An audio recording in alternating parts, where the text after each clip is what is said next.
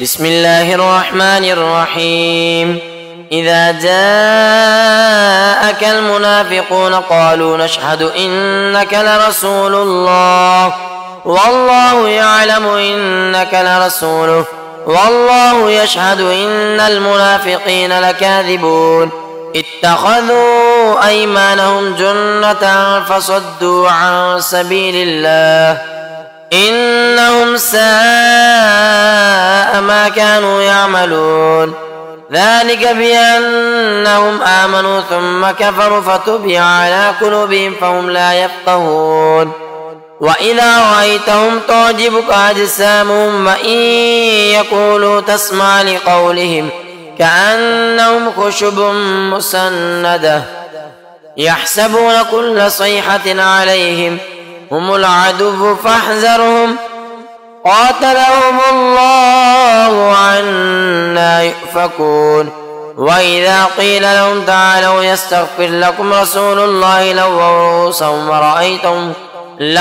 رؤوسهم ورأيتهم يصدون وهم مستكبرون سواء عليهم أستغفرت لهم أم لم تستغفر لهم لن يغفر الله لهم إن الله لا يهدي القوم الكافرين.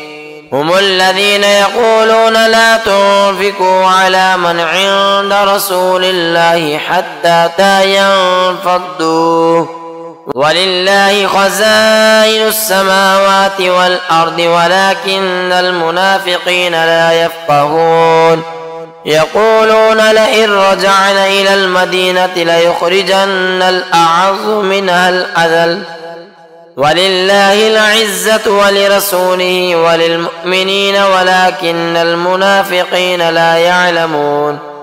يا أيها الذين آمنوا لا تلهكم أموالكم ولا أولادكم عن ذكر الله ومن يفعل ذلك فأولئك هم الخاسرون.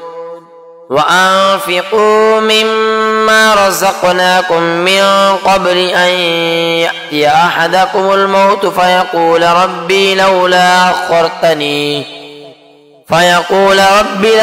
أخرتني إلى أجل قريب فأصدق وأكن من الصالحين ولن يؤخر الله نفسا إذا جاء أجلها والله خبير بما تعملون.